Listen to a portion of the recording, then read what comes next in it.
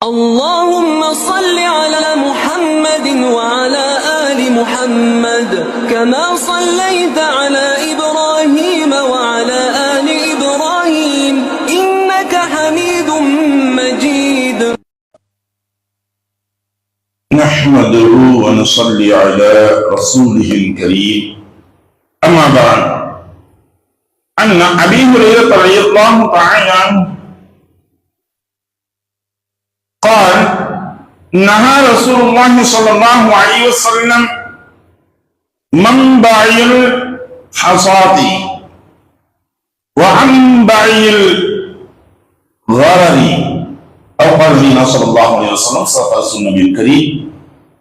அன்னைக்கு சகோதரர்களுடைய பெரியவர்களே, இன்று நாம் பார்க்கக்கூடிய பாடங்கள் வியாபாரங்களில் இன்னும் சில விஷயங்களை ரசூலுல்லாஹி ஸல்லல்லாஹு அலைஹி வஸல்லம் தடை செய்திருக்கின்றார்கள். எந்தெந்த வியாபாரங்கள்? கல்லெறிந்து வியாபாரம் செய்யக்கூடியது, கல்லெறிந்து சொல்லக்கூடியது. அதே போல மோசடியாக செய்யக்கூடிய வியாபாரம். மற்றொன்று, வயிற்றில் இருக்கக்கூடிய, கண்ணுக்கே தெரியாம வயிற்றில் இருக்கக்கூடிய ஒரு குட்டியை வியாபாரம் பண்றது. ஒரு சனையாக இருக்கும், ஆடு மாடு ஒட்டகம், இது சனையாக இருக்கக்கூடிய, அதை வயிற்றுக்குள்ள இருக்கக்கூடிய குட்டி இந்த விலை அப்படிங்கிறது. அதை விட மோசமா எப்படி செஞ்சிருக்காங்க, வயிற்றுல இருக்கக்கூடிய குட்டியுடைய குட்டி அது பறந்து அது அடுத்து சனை பிடிக்கப்பட்டு அதுக்கு பறக்கக்கூடிய அந்த குட்டிய நான் என்ன விலைக்கு வாங்கிக்கிறேன் அப்படின்னு பேசுறது. இப்படி செய்யக்கூடிய வியாபாரங்கள் எல்லாம் ரசூலுல்லாஹி ஸல்லல்லாஹு அலைஹி வஸல்லம் தடை செய்திருக்கின்றார்கள். அபூ ஹுரைரா ரலியல்லாஹு தஆலா அவங்க அறிவிக்கக்கூடிய ஹதீஸ், ரசூலுல்லாஹி ஸல்லல்லாஹு அலைஹி வஸல்லம் அவர்கள் கூறினார்கள், கல்லறி வியாபாரத்திற்கும் மோசடி வியாபாரத்திற்கும் தடை விதித்தார்கள். எப்படி கல்லறிதல் என்றால் என்ன? இதுக்கு அரபியில் சொல்லும் பொழுது பைஅல் ஹஸாத் என்பதாக சொல்வார்கள். இந்த பைஅல் ஹஸாதை பற்றி சொல்லும் பொழுது சொல்றாங்க எப்படின்னா, இன்னைக்கு இருக்கக்கூடியது பார்த்தோம்னா அந்த கல்லறிதல் என்பது இல்லை, ஆனா அதே போல ஒரு விளையாட்டாக இன்று கொண்டு வந்திருக்காங்க. அப்ப உள்ள காலகட்டத்தில் என்ன இருக்குன்னா, துணிகள் எல்லாம் இருக்கும், இங்க இருந்து கல்ல கொண்டு எறிவாரு, எரிஞ்சவன அந்த துணி கொடுத்துரு சொல்லக்கூடிய ரேட்டு தான். அதே போல இடங்களை பிடிக்கக்கூடிய சூழ்நிலையும் அப்படித்தான் இருந்துச்சு.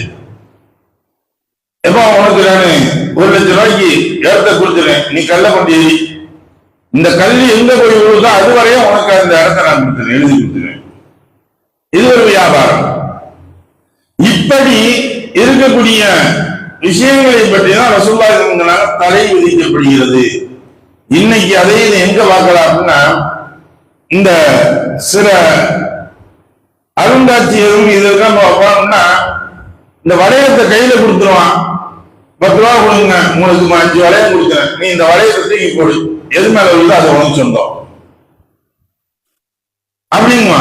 இதை தூக்கி போடுவாங்க. தூக்கி போட்டு உழுவு லாஸ்ட்ல பார்த்தா ஒரு சின்ன ஒரு பொம்மை ஒரு கடைசியில் ஒண்ணு வந்துருக்கும், அதுதான் உனக்கு சொந்தம்.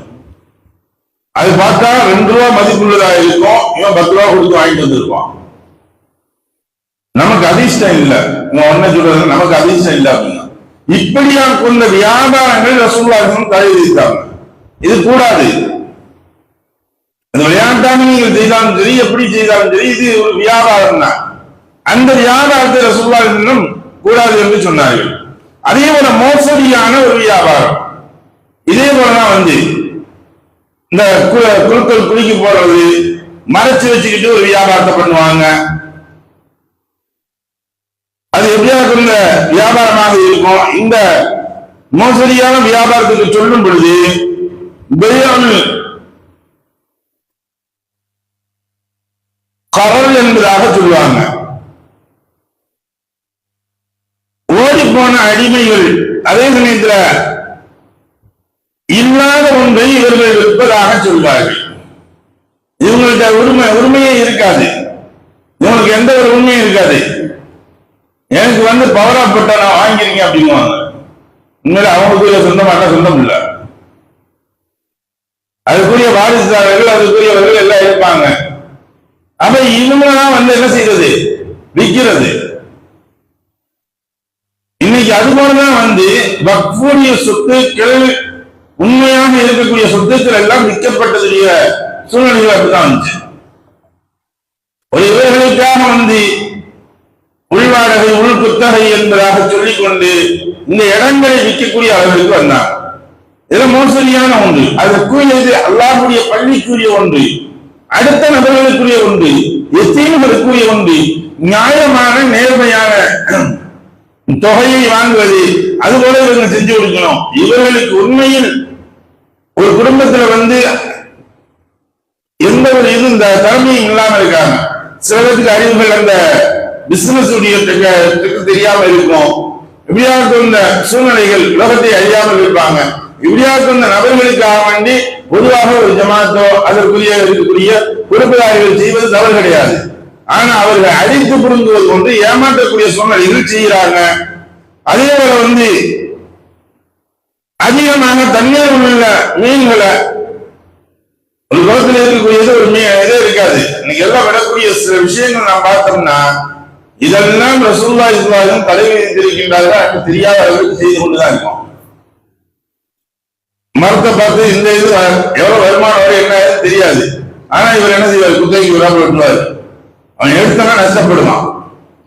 அதே சமயத்துல வந்து அதிகமான விளைச்சல் வந்துருச்சு, மகசூல் வந்துருச்சு அப்படின்னா அப்ப நினைப்பான், ஆகா நம்ம கம்மியா விட்டோம் குத்தகைக்கு, ஒரு இவனுக்கு ஒரு இதாயிடும்.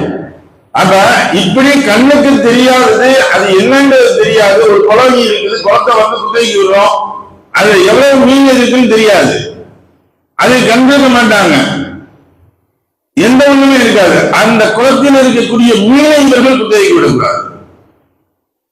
குளத்தை வந்து எடுத்துக்கிறாங்க, குளத்தை வந்து குத்தகைக்கு கொடுக்குறாங்கன்னா அது பிரச்சனை இல்லை. அதுக்கு பிறகு அவர்கள் மீனை விட்டு அது மீனை வளர்த்துக்கிறாங்க. இந்த குளத்துல இருக்க தண்ணி இந்த இதுல இந்த இடங்கள் நாங்க ஒரு விடலாம். ஆனா இந்த குளத்துல இருக்கக்கூடிய மீனவர்களுக்கு குத்தகைக்கு விடுறோம் அப்படின்னு ஒருத்தர் விடுறாரு, அதை ஒரு யாரத்துக்கு விடுறாரு, விற்கிறாரு அப்படின்னா இது கூடாது. ஏன்னா அது குளத்துல மீன் எவ்வளவு இருக்குது, எந்த அளவுக்கு இருக்குங்கிறது யாருக்கும் தெரியாது. இதுபோல கண்ணுக்கு தெரியாத விஷயங்கள் தான் இது மோசடியான ஒன்று, இது ஏமாற்றக்கூடிய ஒன்று. இப்படியாக கொண்ட வியாபாரங்கள் கூடாது என்றார்கள். அதே போல அப்துல்லாஹ் இப்னு உமர் ரலியல்லாஹு அன்ஹு அவங்க அறிவிக்கக்கூடிய ஒரு ஹதீஸ்ல சொல்றாங்க, ரசூலுல்லாஹி ஸல்லல்லாஹு அலைஹி வஸல்லம் அவர்கள் சொன்னார்கள், சினை ஒட்டகத்தின் வயிற்றில் உள்ள குட்டி ஈனும் குட்டியை விற்பதற்கு தடை விதித்தார்கள். அது குட்டியும் குட்டி போடாம இருக்குது. இப்ப வந்து என்ன செய்யறாங்க, இவங்க இந்த குட்டியை வந்து வியாபாரம் பண்றது. ஆனா பெண்ணாங்கிறது தெரியாது, ஆண்குட்டியா பெண்குட்டியான்னு தெரியாது. இப்பொழுது இது சரியாக இருக்குது, இது பாருங்க இந்த குட்டியை வந்து நான் வாங்கிக்கிறேன், இந்த கன்றை நான் வாங்கிக்கிறேன் அப்படிங்கிறது. அதை விட என்னன்னா அந்த காலத்துல நடந்து கொண்டு இருந்தது மறைமுகமாக இருக்கக்கூடியது, இந்த குட்டிக்கு பிறக்கக்கூடிய குட்டியை நான் விலைக்கு வாங்கிக்கிறேன் இப்படின்னு சொல்லக்கூடிய இந்த விதமான வியாபாரங்களை மறைத்து வைத்துக் கொண்டு அடுத்து நடக்கக்கூடியது, இதுல இவ்வளவு வந்துச்சுன்னா நான் வாங்கிக்கிறேன், அது அவ்வளவு வந்துச்சுன்னா நான் செஞ்சுக்கிறேன் அப்படின்னு சொல்றமே தெரியாமல் இருக்கும் பொழுது அந்த வியாபாரங்களை செய்வது கூடாது, தடை விதித்திருக்கின்றார்கள் ரசூலுல்லாஹி ஸல்லல்லாஹு அலைஹி வஸல்லம். அருமைக்குரிய சகோதரர்களே, பெரியவர்களே, எதை படித்தோமோ எதை கேட்டோமோ அதை விளங்கி புரிந்து நடக்கக்கூடிய நன்மக்களாக உள்ளவங்களாக நாக்கி அது உரிவானாக. அல்ஹம்துலில்லாஹி ரப்பில் ஆலமீன். சுப்ஹானல்லாஹி வபிஹம்திஹி சுப்ஹானல்லாஹும்ம வபிஹம்திஹி வ நஷ்ஹது அல்லா இலாஹா இல்லா அன்த வ நஸ்தக்ஃபிருக வ நதுபு இலைக. ஆமீன். சுப்ஹான ரப்பிக ரப்பில் இஸ்ஸத்தி அம்மா யசிஃபூன் வ ஸலாமுன் அலல் முர்ஸலீன் வல்ஹம்துலில்லாஹி ரப்பில் ஆலமீன்.